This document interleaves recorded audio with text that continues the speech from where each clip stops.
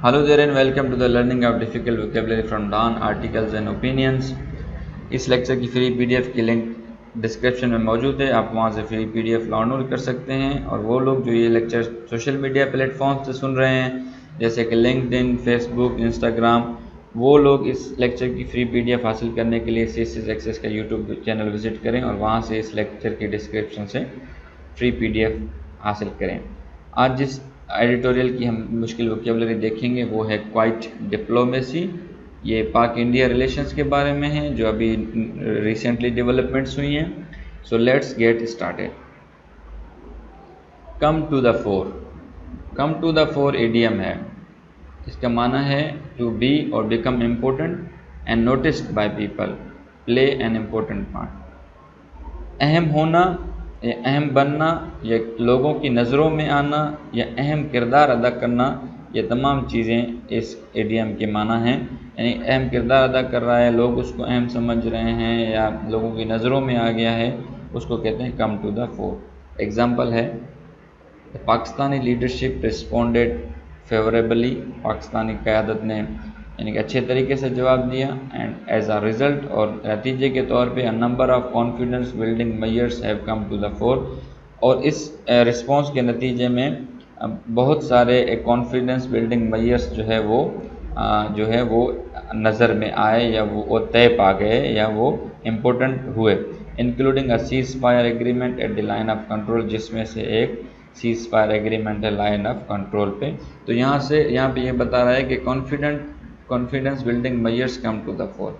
Confidence building measures जो है वो इम्पोर्टेंट हुए या उन्होंने इम्पोर्टेंट रोल प्ले किया या वो नज़रों में आ गए या उस पर बातचीत हुई। नेक्स्ट वर्ड है कॉन्फ्लिग्रेशन। कॉन्फ्लिग्रेशन कहते हैं a very large fire that destroy a lot of land और buildings.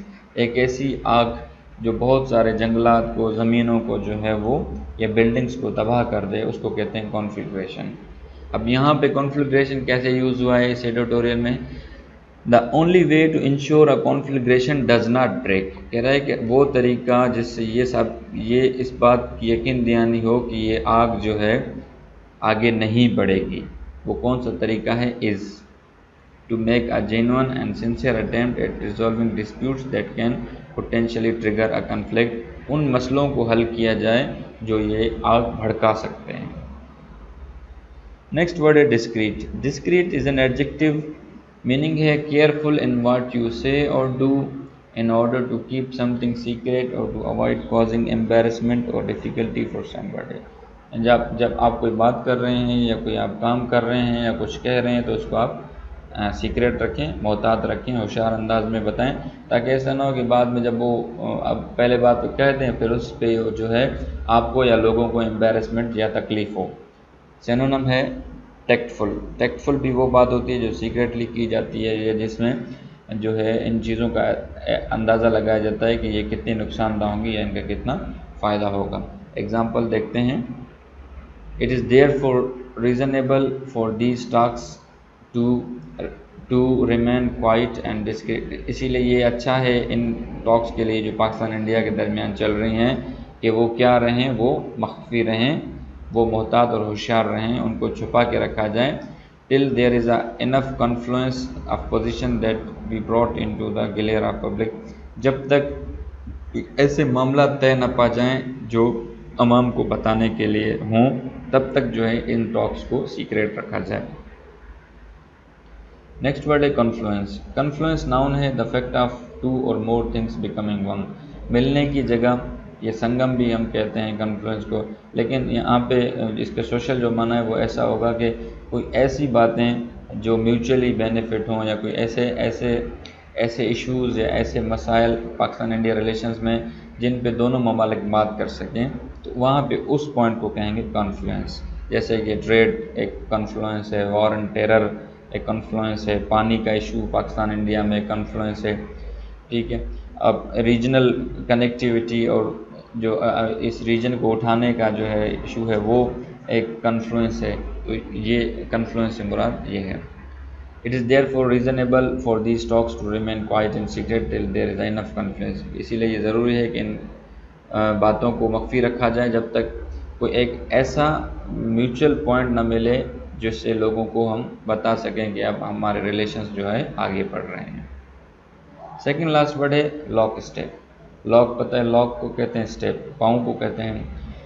A way of walking together where people move their feet at the same time. फौजियों को देखा होगा आपने, एक ही साथ पाँव उठाते हैं, एक ही साथ पाँव रखते हैं, उसको कहते हैं लॉक स्टेप। लेकिन यहाँ पे इसका माना ये नहीं होगा कि पाँव उठाना, यहाँ पे इसका माना है if the current talks have to be meaningful, अगर ये मौजूदा गुफ्तगू सूदमंद रही, it might be important to ensure not just that Rawalpindi and Islamabad are in lockstep. तो इस बात को न सिर्फ यकीनी बनाया जाए कि रावलपिंडी और इस्लामाबाद एक पेज पे हैं, यानी सिविल और मिलिट्री गवर्नमेंट पाकिस्तान की जो हैं, सिविल और मिलिट्री जो हैं एक पेज पे हैं, लेकिन इसके साथ साथ अदर पॉलिटिकल पार्टीज़ को भी जो है इसी ग्रोह में शामिल किया जाए। यहाँ पे लॉक स्टॉप का मतलब है सेम पेज पे होना, यानी दोनों जो हैं वो इस यानी कि इंडिया पाकिस्तान के इंडिया के साथ रिलेशंस वाले मसले पे दोनों एक ही तरह सोचते हों और दोनों मिल के जो है इसको आगे ले जाएं। Last but not the least is in the loop. In the loop idiom है part of a group of people that is dealing with something unpleasant, यानी लोगों का एक ग्रुप जो एक ही चीज़ को, इम्पोर्टेंट चीज़ को डील कर रहे हैं। For example Pakistan relations with India एक इम्पोर्टेंट इशू है।